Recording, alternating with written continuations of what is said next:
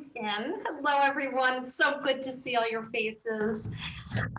First of all, we're going to ask everyone if you could mute yourself during the conversations. And then if you have any questions, please direct them to Mario or me in the chat, and we'll be happy to address them at the end of the program. So everyone is muted. And I am now unmuted. So welcome. We have had such a year and a half of building community through these updates. And I think in a way, we've all gotten closer as a Cathedral community, despite having to quarantine and be physically distant. And today's program is going to be about community as well. Each of us in our various neighborhoods, both home and work, have seen the impact that the pandemic has had on small businesses. And these are really the linchpins of neighborhoods. They're what binds us as a community. And the Hungarian Pastry Shop has been such an institution for decades. You walk in and you immediately feel that you're in Morningside Heights, and that it's connected so closely with the Cathedral, with Columbia, with the hospital. So it's really what knits us together. So the Dean is going to give a few remarks, but then he and Philip Binioris, who's the owner of the Hungarian Pastry Shop, will have a conversation about just what life has been like for small businesses in the neighborhood, specifically Hungarian, and also share the story of the shop, because the story is really fascinating. Philip just shared with us that an earlier iteration of the shop was featured in Thomas Pynchon's novel V. So it's got quite a storied history. So I'm going to turn it over to the Dean, and welcome. Good morning. It's good to be together. Just a few words about where we are and what we've been doing at the Cathedral. We have worked hard through the pandemic to adapt our liturgy and services to online platforms, and we have done so successfully, I believe. We have a nationwide audience now every Sunday. And I hear from people across the nation and sometimes from overseas. So this will probably be another part of our ministry now. We've added the dimension of online services to broadcast to the world and the nation. In July, we started weekday Eucharists, Monday through Friday at 12:15 in the Cathedral. We've had a congregation every day since, and all are invited to come. We ask that masking and distancing be observed, and they are. We receive Eucharist in one kind only, the wafer, but we're gathering. We also allow funerals in the Cathedral with a limited number of attendees. We anticipate resuming in-person Sunday worship on September 12th. We are imagining and planning for 2 services to begin, an early Eucharist and later morning service, which will probably be a sung morning prayer. And again, masking and physical distancing and other public health directives. Of course, in this time, all plans are contingent and provisional. We are intending to begin services on Sunday again, but depending on the course of the pandemic and where we are, we may have to delay those further. But at this point, September 12th, we're starting. We're also planning for St. Francis Day here at the Cathedral, and we're at All Saints in late October, early November. We're planning a series of events and services to memorialize those who have served in the COVID pandemic, those who have suffered, and those who have died. It will be this will be a big event, and you'll learn more about it as we get closer to November. This year, as we speak, the ACT program, Advancing Community Together, is celebrating its 50th anniversary. And if you walk outside on the close right now, you will see all sorts of fair booths and crafts and some rides. They have a scrambler out there for the children to ride, but I think I meet the weight requirements. I'm going to try that after lunch too. There's water slides. It's a great celebration. Of course, what we celebrate with Thanksgiving is the ministry that ACT has had through these years. It's good leadership, great leadership, and the service it provides to adults and children in this community. It's one of the great services this cathedral offers, and I give deep thanks for it and for all the good it does in this community.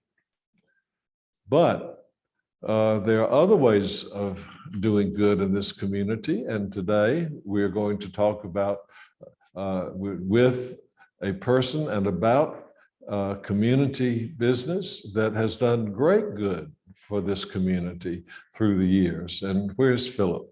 Hey, Philip, good morning and welcome. Philip and Peter, good morning. A surprise guest, even better, even better. Well, I'm going to let Philip tell the history, but Philip has been a friend ever since I've been here. I came here, and within the first day, I was taken to the Hungarian and had a taste of its goodies and have been addicted ever since. So I'm a pretty regular patron. Philip, good morning. Good morning. Sorry for the phone ringing in the middle of your introduction. How are you doing? I'm fine. You got Peter's here as well. Okay. Should we tell them your real name? Is this the moment for everybody to know that your real name is Penny? You could, yeah. His real name is Binioris. You probably all know him as Peter because it's easier. But his real name is Binioris. So we'll give the appropriate introduction. Could you please Binioris. tell them what my name means in Greek? It means entirely holy, which is Entirely holy. yes, and appropriate for the conversation. All right. Well, I have to think about that a bit. That's, So that's the truth. That's the truth. So there's a little bit of your first bonus insight into the First bonus insight. That's right. Okay. Well, why don't we start? Tell us a little bit about the history of the shop. Okay, so I was actually just when we got on here, I was telling Priscilla a little bit because she mentioned that her father was a grad student at Columbia and remembered the pastry shop from his grad student days. And he graduated, I guess he was graduated in '65. So that kind of opens the window to the fact that the pastry shop was not originally opened by our family, but it was originally opened by a Hungarian couple in 1961. And at the point that Priscilla's father was a patron, it was limited to the space where the kitchen is now. And there was a dining counter that kind of cut the room, I guess, into either half or 2/3, and the kitchen was behind the counter.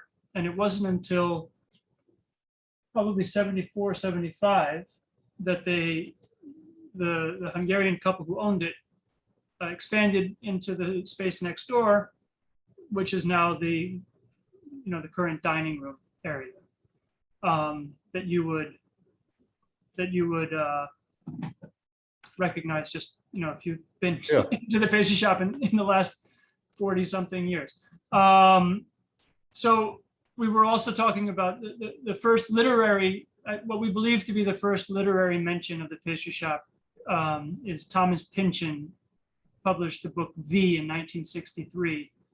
And I remember reading it and reading his description of the shop and being confused because it wasn't appropriate, but then learning later on that he was describing the pre-form, so not the current form. Got it. So my dad and two partners, Yanni Poznikov and Ted Magos, bought the pastry shop in 1976, and did a little bit of reconfiguring, a little bit of interior renovation, and essentially that's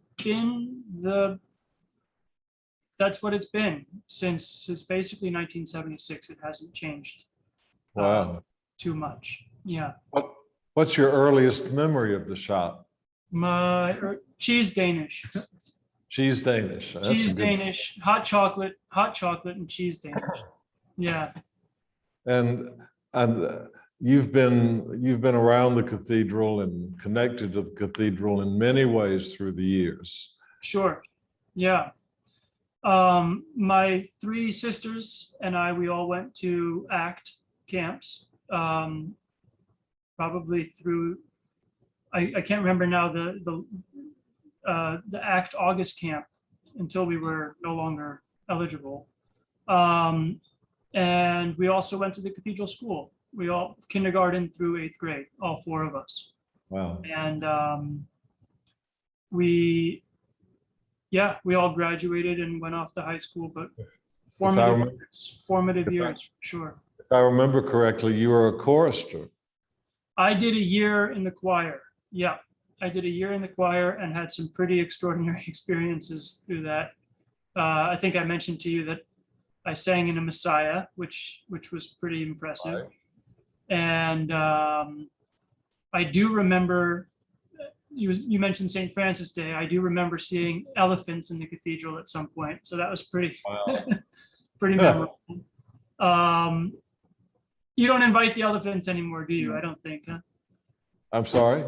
You don't invite the elephants any longer. No. Well, I was lucky. I got to see them. You got to see They used to have camels Oh, too. camels. Yeah, camels. camels. There's always a camel. Okay, there's always camels. You know, the camel spit on me 2 years ago, but Ah. that's, you know, They say that's good luck. good luck. Yeah, Yeah. good luck. They say that's good luck. All right. Well, Yeah, tell so me, it's been in our family, just in the in the location, and clearly we've spent a lot of time there. tell me what a typical day at the Hungarian is like for you. There is no answer to that question, as I'm sure there's no typical day for you. You arrive in the morning and the day unfolds. The last 2 years has been, I've seen a lot of the kitchen. I've been baking a lot, which is not really what I thought I'd be doing all the time, but because of staff turnover and then the pandemic, there were kind of demands that I had to be in the kitchen. So that's a relatively new experience for me to spend that much time in production. Gotcha. Well, and how have you fared? How's the shop and the staff, especially your sweet staff, who are always so gracious and welcoming? How have y'all fared during the pandemic? It's challenging, as it has been for everybody. At the beginning, we basically furloughed most of the staff. And then slowly started bringing people back in part-time, full-time throughout the summer of 2020. Another reason that I was in the kitchen a lot, it was hard to hire, not knowing when the next wave of the virus would hit the city and how that would affect shutting down or staying open or hours.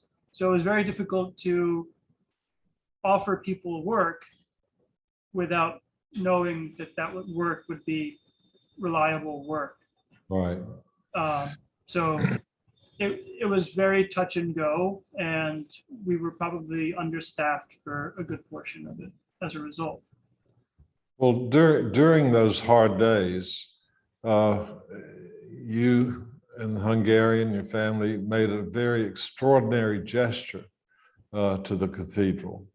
And I'd like you to tell us about that. You're referring to the donation we made to community cares around Yes. Thanksgiving. Again, the pastry shop, we don't really do anything that doesn't have a little bit of historical precedence, right? So when my father took over the pastry shop in the late 70s, they had a similar thing for a few years when they were trying to kind of bring in the community and establish a connection to the community and just bring an awareness about the pastry shop and what kind of business they wanted the pastry shop to be in relationship to the community. So they established a kind of donation base where they could give a gift to the cathedral around the time of Thanksgiving. And so last Thanksgiving 2020, we kind of decided to revisit that, something that we hadn't done in a long time. But the bottom line is we were still around, and we were only still around because of the people who kept us around, and that was our customers. Right. And our customers were just incredibly loyal and present and supportive. And But you did it. Seeing that kind of support coming to us, and hearing from customers throughout that summer and early fall about the kind of role that they felt that we played, and how important people felt that we were in the neighborhood, it kind of urged me to say, well, I wanted to back that up. I wanted to really earn that in a very real and honest way, not just behind the counter. So we set up a way where we could donate the revenue of the Wednesday before Thanksgiving, the full day's revenue, to the cathedral. And we also tried to do it in a way that wasn't just a gift from us, but we told customers that they could pay whatever they wished for their order, to give the customers an opportunity as well to give a little bit more, should they be able to in the times. And obviously the community responded to that. Amazing. It was incredible. Yeah.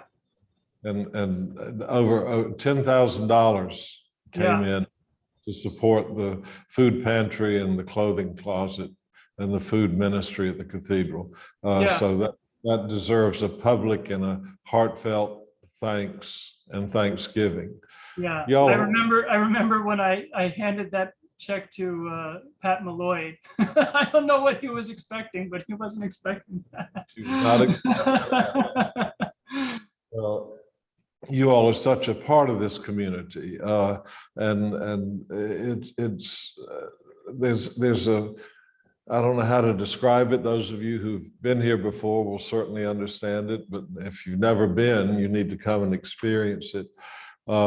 It's the cathedral and the hospital and the Hungarian and the V&T, all form a community. It's like a neighborhood, a small town, if you will. You know people, you see faces, you greet people. It's a wonderful experience. We look out for each other and care for each other. And I will, let me tell you a secret, and that is I have a secret supply of olive oil that comes to me. And it comes through the Hungarian, and he makes the olive oil. No, I don't. I bring it from my village. It's from my olive trees. It will come more in December. We wait for a new one. You're promised another bottle in December. Yeah, I'm out right now, so I need to put my order in. Yeah, for sure. But this is it's such a large family. What do you think the secret is to the continuing success of the Hungarian? So I guess it just has to do with the people who are like in this Zoom room right now. So like I said earlier, anything that I say will get fact checked instantaneously by a by a crowd by the hundreds. And that's what it is. It's not like nothing can really be done without being honest to what the place is and to people's past experiences at the place. If we go away from that, like I said, we'll know it instantaneously because we're all New Yorkers here and we speak our minds. And but that we need that. We need that. It comes from our customers. It comes from our customers telling us when we're on and when we're off, and it also comes from presence. I think that's the other biggest thing. You mentioned VNT Pizzeria. As Alex and his sons are there every day. I'm here every day. My father is retired for the last 10 years, and I can't get rid of him. And we're here, and we're listening, and we're talking, and we're engaged. Right. The way the cathedral is present, the community is present. And just from the perspective of one who walks into the Hungarian, you're greeted by smiling faces and kind words and conversation, and you become a part of the family simply by going in and sitting down and watching people read or write or converse. It is a great experience, Well, what do you think the future holds for the Hungarian? Flat screen televisions, football games on Sundays, beer steins, and Wi-Fi. You can quote me. Good conversation. Yeah, I don't think the future holds too many surprises, to be perfectly honest. I think it can be pretty predictable. Yeah. Well, I know that Priscilla's been perhaps gathering some questions that people have. So Priscilla? Yes, so our first question is, as we all know, when you walk into the Hungarian, the space is filled with this vibrant art. So our first question is, how did the art evolve?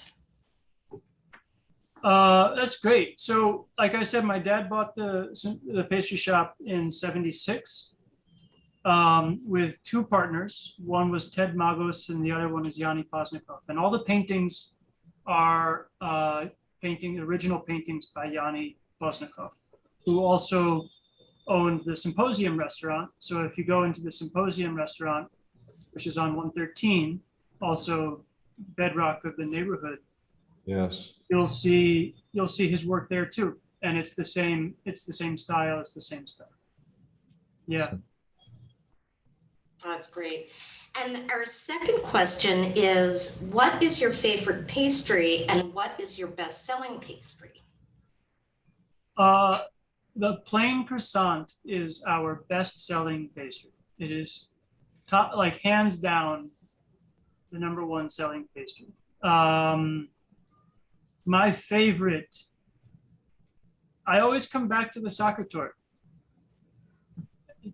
I just love it since a kid. It's always been up there. Oh, that's good. That's good Yeah. too. Yeah.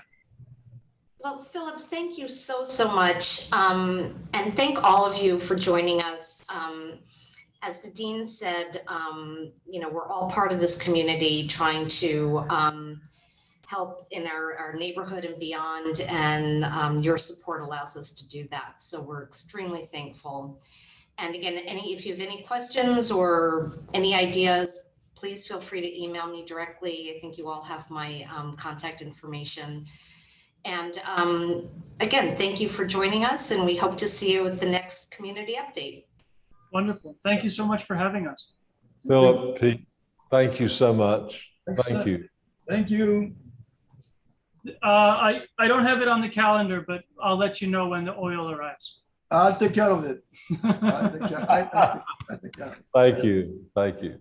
All right. Well, God bless. And I'll see you across the street sometime. We're always here. Thank you. Take care. Take care, everybody. Bye.